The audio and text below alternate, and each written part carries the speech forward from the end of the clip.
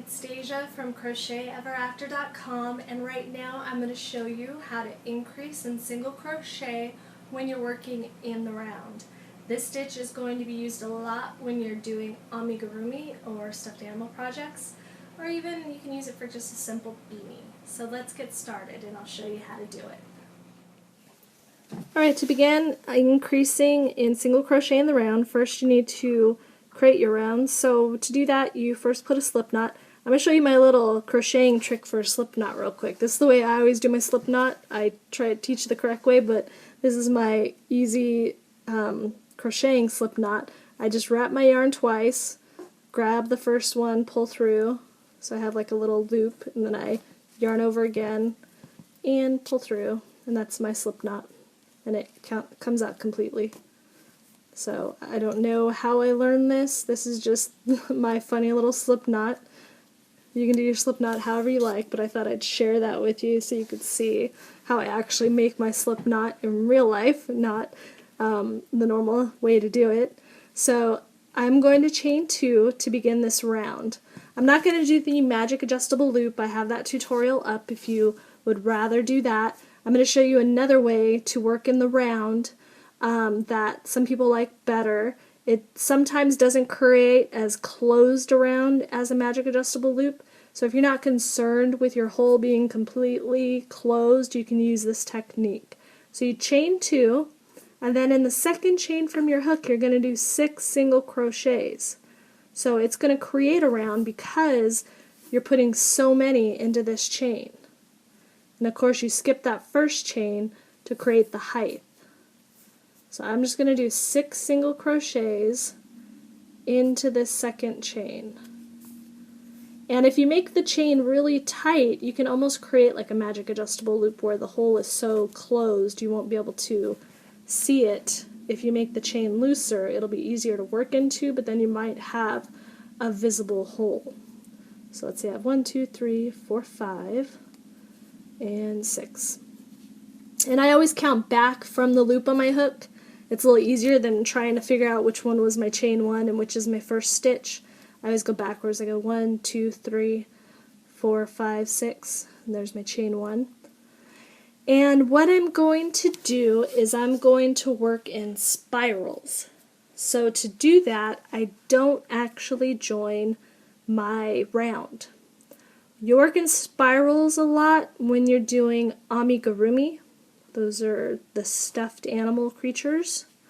So you don't join your round because you don't want an actual visible seam when you're working your animals. You want them just to have kind of a easy body, and the spirals work very, very good for those. So to do that, I'm going to insert my hook into the first stitch that I made of my first round, and I'm going to do a single crochet.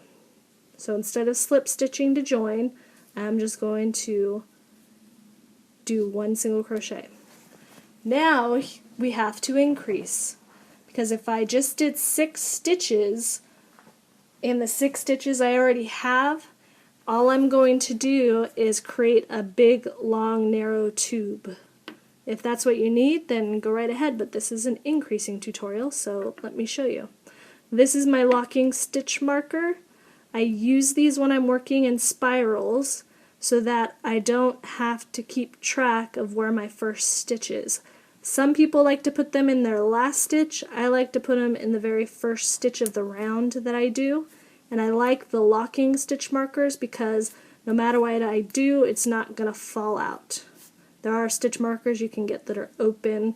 The ones that are completely closed and have nothing, those are for knitting. Don't buy those. You cannot use those in crochet. You'll never get them out. You'd have to cut them with plastic cutters or something. So to increase, what you're going to do simply is make another single crochet in the stitch that you just made your first single crochet. So if you need to pull on it to try to find it, you can do that. You see here's my 2 loops for my single crochet, and you see I still have my hole there. So I'm going to insert my hook back into that same stitch and make another single crochet. Because I am working with single crochet to create a flat round piece, I have to increase my ring by 6 stitches every round. That's the geometry of it to make it lay flat, is it has to be increased by 6 stitches. Since I did 6 for the first round, now you know why I did 6, I must do 12 for this round, which means I have to do 2 stitches in every stitch around. So I've done 2 already, so my next stitch I'm going to increase again. So I go into the stitch and do a single crochet, and then I go back into the stitch and do another single crochet. Then the next stitch I must do 2 again. And I'm going to show you the difference between joining your round every round and not. I'm going to show you a sample. Here is 2 more. And I'm also going to show you what happens if you stagger your increases. Obviously on this second round, because you have to do increases every single stitch, you can't stagger your stitches. You also can't stagger your stitches on your third round. So you see I've done 2 in every single round, and I've come to my stitch marker, so I just remove my stitch marker so I can do my next round. And my next round, because I have to increase by 6 again, I do another increase, but I put 1 single crochet in between each increase. So I'm going to do 2 single crochets in this first stitch. So first I do 1, and then I grab my stitch marker. And with a stitch marker, what you can do is when you're working these increases, you can count by 3s. So what that means is I can do 1, and then I can say 2, which is my second one in the same stitch, that's my increase, and then I'm going to do 1 regular single crochet. So I can count by 3 with a stitch marker. So I can count 1, 2 in the same stitch, and then 3 in the next stitch. And what that does, it just tells me that I'm doing a grouping of 3 of the same kind of stitches. If I didn't have this stitch marker, what I would need to do is count all the way up to 18, because I'm going to have 18 stitches after. So I would say 1, 2, 3, 4, 5, 6, so I could keep track because I don't have a join. So trying to find where that first stitch is can be a problem when you get really big. So I'm going to count in 3s again. I have 1, 2, 3. And if you get to this marker and you're not on 3 on this last stitch, you probably missed an increase somewhere, and you can just work backwards till you find it and frog. They call it frogging because you rip it, rip it, rip it, get it? Ribbit, ribbit. So I'm doing 2 and 1. So I've increased this next round by 6 stitches, which makes it lay flat.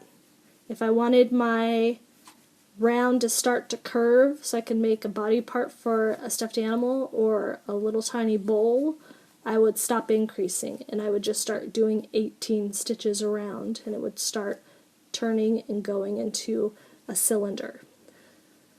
So the next grouping would be groups of 4. So I would do 2 increases in my first stitch and then 2 single crochets. And that's going to give me 6 increases all the way around. I like to increase the first stitch. So I always do increase and then single crochet, increase. So it's always my first stitch. Some designers like to make the last stitch the increase, so they'll say single crochet, increase of the group of 4 is what I'm referring to. It just depends on the designer. Some designers will stagger the increases. You can start to stagger on this round, and what that does, let me show you my examples. So the red are all of my increases. So when you increase in the same spot on every round, you get the spiral effect. So when I like the spiral effect, I like making beanies, and I like having that spiral look on the top. This is what that looks like in all yellow. You can kind of see these little spots here of the spiral coming out. In smaller yarn, it's even more noticeable. You'll actually see the total spiral. These are worked in spirals. If I stagger my increases, so this one I did increasing just in various spots, the same amount of stitches in between. So each round, like this last round, I just moved the increase, but I still kept 5 stitches in between. So I didn't like stagger and do 3 and then increase and then do 7 or anything like that. You still want to keep the same number of stitches in between your increases, but that's going to create more of a circular effect with no visible spiraling out from the center. And it's a little bit more like, you can kind of see that this is more of a hexagon shape before you start just doing regular single crochets to round it out. This one's more of a circular shape. It still has a little bit of the points from where the increases are, but not quite as hexagonal as this one. So putting your increases in certain areas is going to give you different outcomes. And if you wanted to join your rounds, that's going to give you, it'll still give you the spiral effect. It's just that you'll have a seam. So if you're working something like my Fair Isle beanies, you have to join your rounds, because when you work in spirals, if you look here, the stitches, they are curving. They're not on top of each other. When you join, your stitches are more up and down. When you don't join and work in spirals, your stitches will slant as you work, and they'll keep slanting, and so you can't do pictures as well when you're working spirals. Plus, when you finish, you're going to have a visible spot where your stitch is a little bit higher than where you're joining. So what I do, let me show you this one because this is a good example. So if I cut my yarn right now, you can see that I have this big gap right here where it doesn't look very nice. So what I can do to make that less visible is do a slip stitch fasten off. So I insert my hook into the next stitch, and then I slip stitch it, and that kind of brings that last stitch down, so that if I fasten this off, now it's not as noticeable as it would have been. It's still a little bit off, but not as much. And if you're working amigurumi, the stuffed animals, usually you're moving these and closing them, or you're going to be sewing. So that's not going to be a problem at all, because you're going to close it into a ball, or you're going to make feet and stuff them and then sew them to something. So you're not going to see that offset in your join. And that is how you increase in the round.